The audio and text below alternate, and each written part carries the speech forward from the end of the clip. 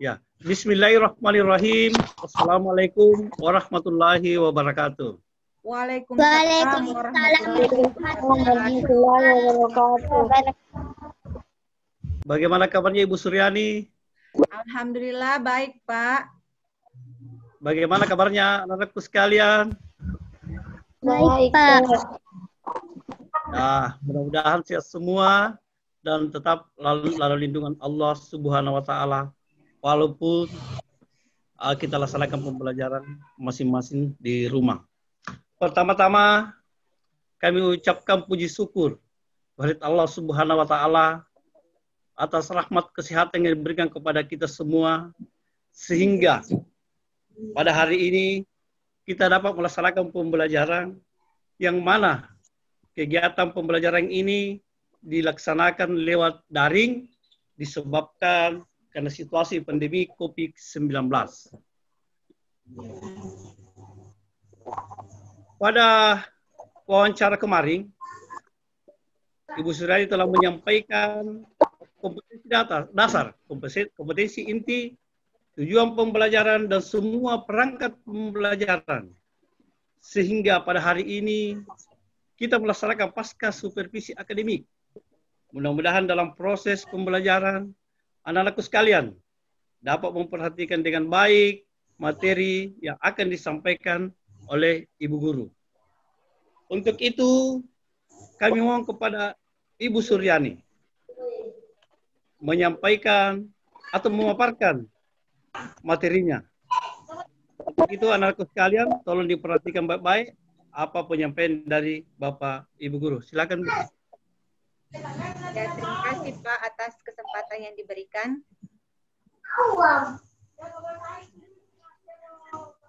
Assalamualaikum warahmatullahi wabarakatuh. Waalaikumsalam. Warahmatullahi wabarakatuh. Ya. Selamat pagi anak-anak. Pagi, Bu. Bagaimana kabar kalian hari ini? Baik, Bu. Baik. Ya, baiklah. Ibu harap kalian dalam keadaan sehat walafiat ya, sehingga kita dapat mengikuti pelajaran hari ini dengan baik. Sebelum Ibu memasuki pelajaran, Ibu minta salah satu dari teman kalian memimpin doa sebelum belajar. Teman yang lain mengikutinya. Silahkan pimpin doa belajar. Sebelum kita belajar, mari kita membaca doa bersama-sama. Bismillahirrahmanirrahim. Rokwil sikni ilman warasukni fahman.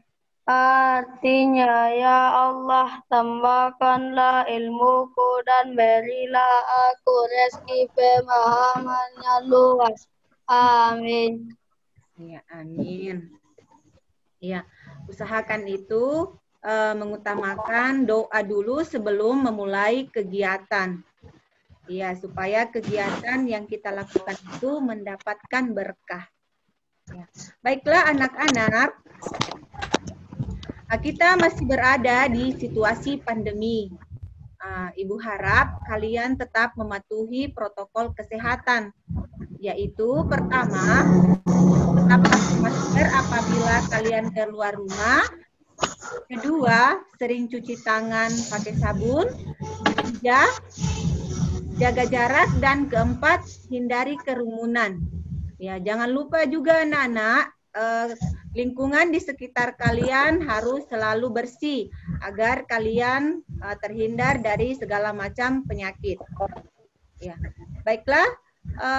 Sebelum kita menerima 4 globalisasi pada subtema 1, globalisasi di sekitarku. Kalian lihat anak-anak? Iya, Bu. Iya. Adapun tujuan pembelajaran yang akan kita capai yaitu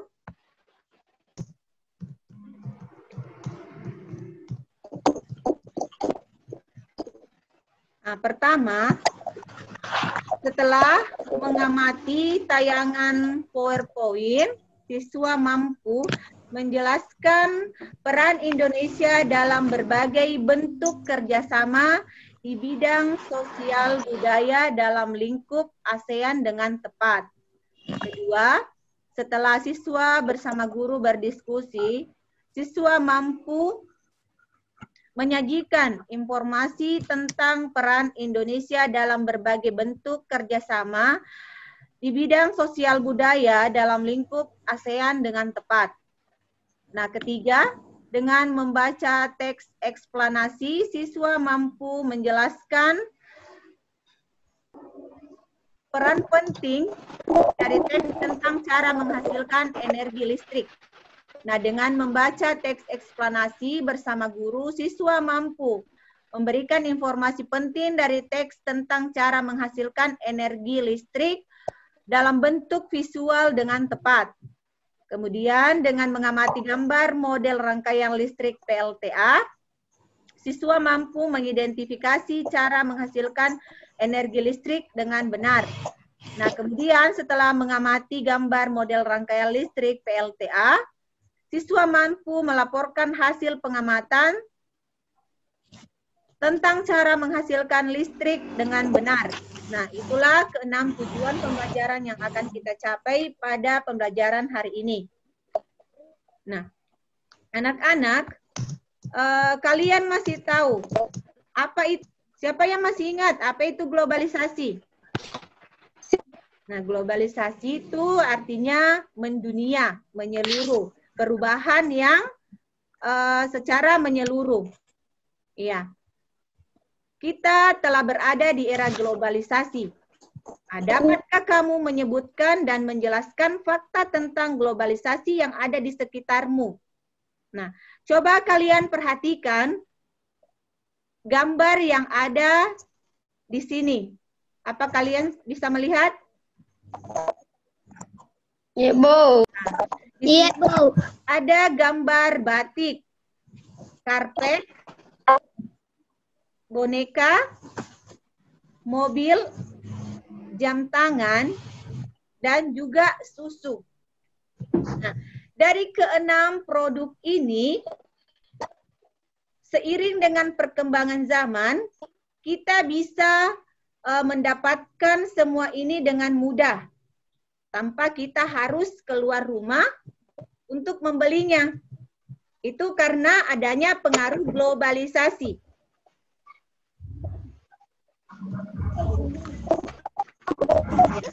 Dengan cara apa kita bisa mendapatkan barang-barang dengan mudah, anak-anak? Nah, kita bisa mendapatkan barang-barang tersebut dengan berbelanja secara online dengan menggunakan HP ataupun laptop. Nah, dengan menggunakan aplikasi yang tertentu. Misalnya saja, kita bisa menggunakan aplikasi online Shopee, misalnya Lazada. Ya, kita bisa memesan barang-barang tersebut melalui aplikasi tersebut. Nah, itu adalah pengaruh dari adanya globalisasi. Nah, 6 produk ini itu semua diproduksi oleh berbagai negara. Nah, misalnya saja batik ini diproduksi oleh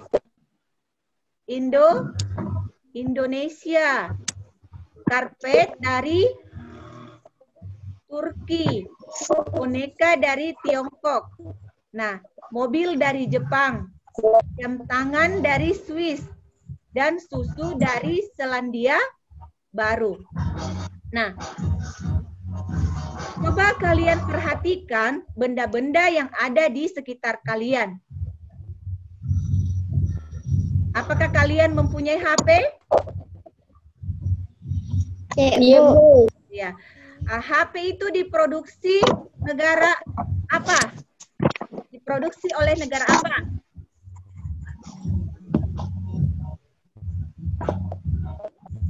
Nah, jadi HP itu ada dari Cina dan ada dari Jepang. Iya. Nah, kita bisa mendapatkannya secara mudah dengan berbelanja online misalnya, ataupun langsung datang ke outlet terdekat. Iya. Nah, globalisasi memungkinkan beragam produk dari negara lain dapat kita temui. Kita bisa menemui berbagai makanan dari negara lain seperti pizza, jam tangan atau boneka dari negara lain. Nah, produk Indonesia juga bisa ditemui di luar negeri, misalnya batik. Nah, perkembangan komunikasi dan transportasi menjadikan barang-barang tersebut mudah ditemui di negara lain. Jadi barang-barang yang kita hasilkan juga yang dari Indonesia bisa ditemui juga di negara-negara lain. Nah, negara lain juga bisa mendapatkan barang-barang tersebut dengan melakukan belanja online. Jadi itulah dampak dari adanya globalisasi. Nah, anak-anak, sampai di sini ada yang ingin kalian pertanyakan atau ada yang belum pahami?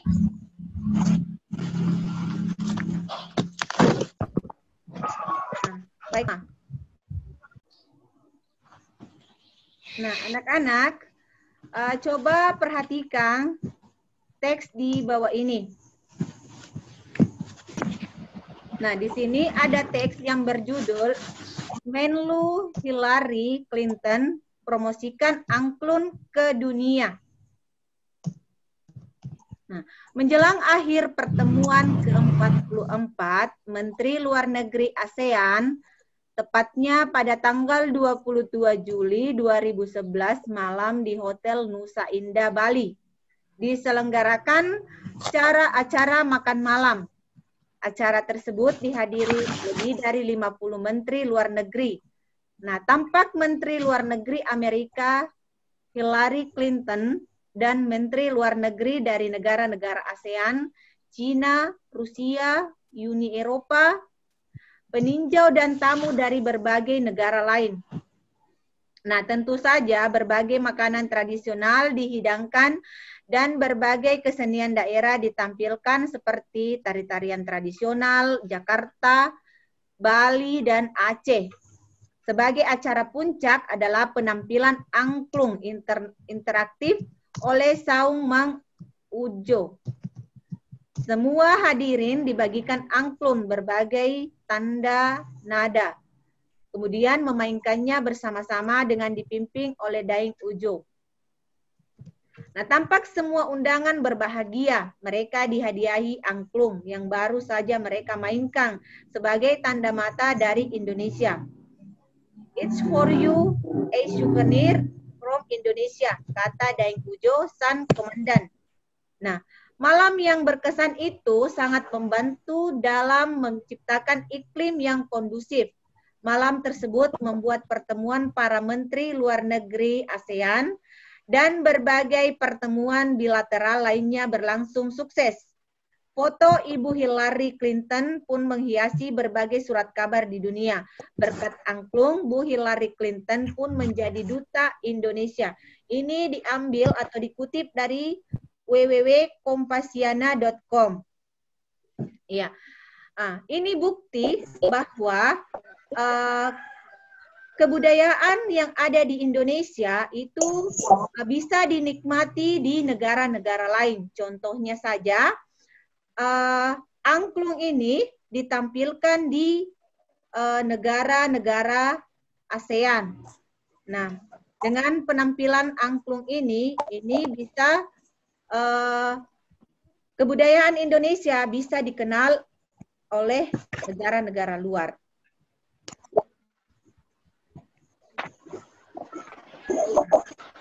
Coba perhatikan. Nah, coba perhatikan nih anak-anak. Ini adalah gambar yang bisa menghasilkan energi listrik. Ada yang tahu tidak? Ini gambar apa? Ini biasanya ada di mana? Ada yang tahu, Fitri Teh? Mukrimah?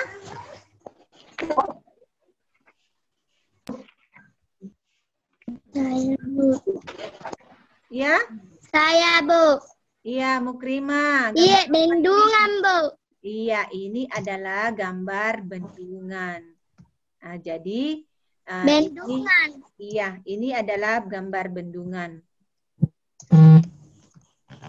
Nah, listrik memiliki peran penting di era globalisasi. Kok di jaringan? Tidak dapat dimungkiri bahwa globalisasi terjadi karena perkembangan teknologi di berbagai bidang yang didukung oleh peran listrik sebagai sumber energi di dalamnya. Dengan ditemukannya televisi, komputer, dan telepon genggam, arus informasi kemudian menyebar dengan begitu cepat ke berbagai negara di belahan dunia. Kebutuhan akan listrik kemudian menjadi suatu hal yang harus dipenuhi bagi semua negara di era globalisasi saat ini. Listrik memiliki peran penting di era globalisasi.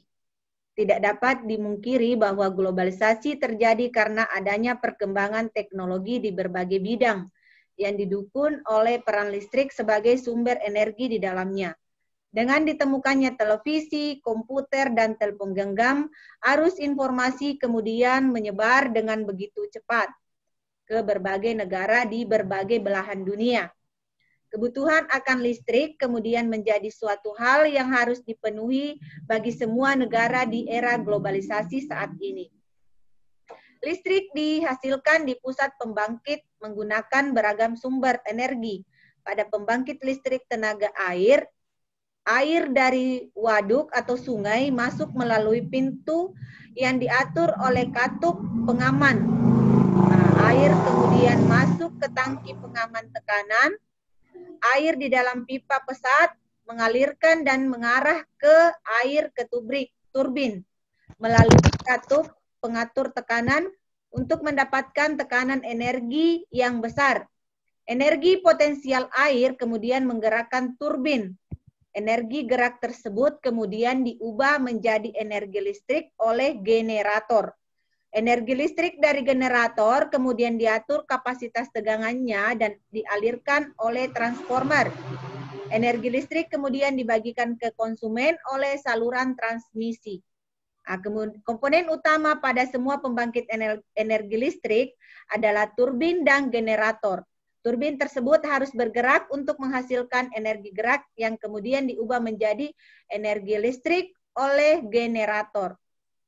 Nah, kalian pasti masih asing kan? Yang mana itu turbin, yang mana itu generator.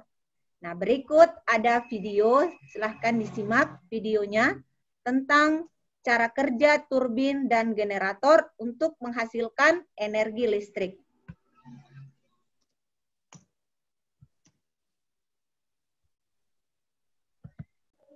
Nah, berikut video tentang cara kerja PLTA.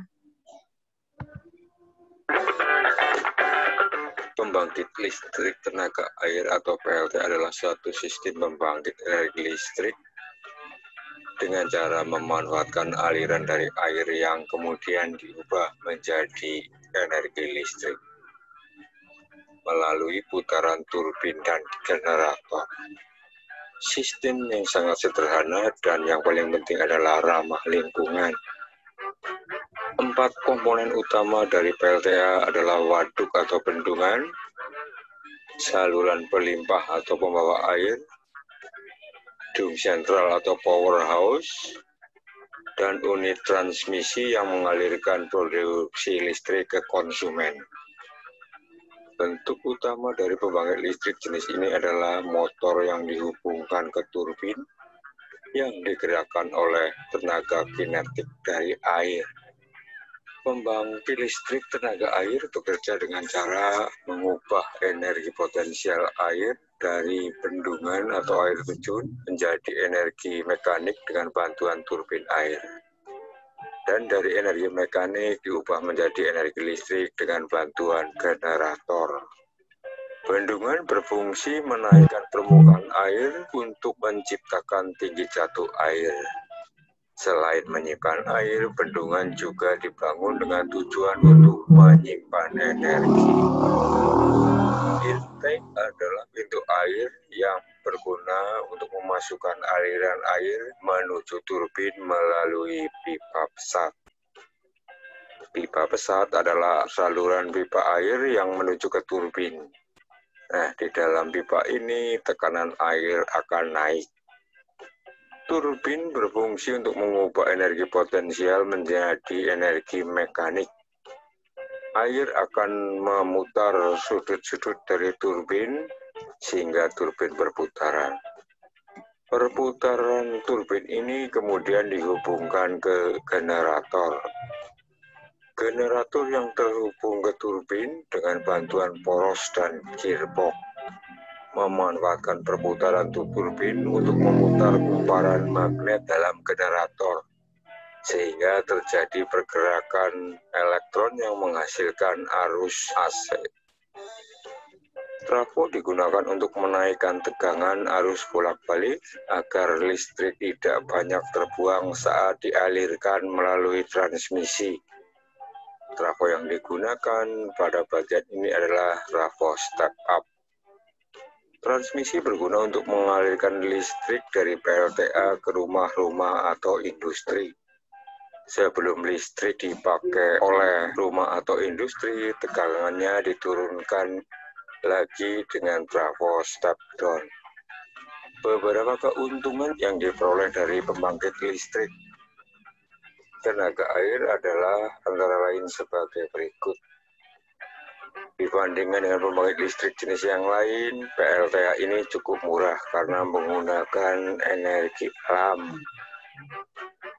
PLTA juga tidak menimbulkan pencemaran. PLTA dapat dipadukan dengan program lainnya seperti irigasi dan perikanan. PLTA juga dapat mendorong masyarakat agar dapat menjaga kelestarian hutan dan ketersediaan air juga terjamin. Ya, itulah video tentang cara kerja PLTA dalam menghasilkan energi listrik. Nah, kalian sudah tahu kan yang mana itu turbin, yang mana itu generator? Iya, Bu. Iya. Nah, sampai di sini ada yang ingin ditanyakan anak-anak sebelum kita lanjut ke evaluasi? Tidak, Bu. Nah, baiklah, kita akan lanjut. Nah, ini adalah lembar kerja kalian. Ya, di mana ada tugas 1, itu kalian kerjakan secara berkelompok, dan untuk tugas keduanya sebentar, itu dilakukan atau dikerjakan secara individu. Nah, untuk kerja kelompoknya, tugas 1, pasangkanlah gambar produk berikut dengan asal negaranya. Ya, jadi kalian cari di sini gambar yang sesuai dengan negara yang memproduksinya. Jadi di sini ada gambar produknya dan bendera dari setiap negara yang memproduksi produk-produk tersebut. Nah, kalian bisa mengisi dalam tabel berikut ini. Jadi nama produk apa, asal negara dari mana, dan kegunaannya untuk apa. Nah, untuk tugas yang pertama, apa kalian sudah mengerti?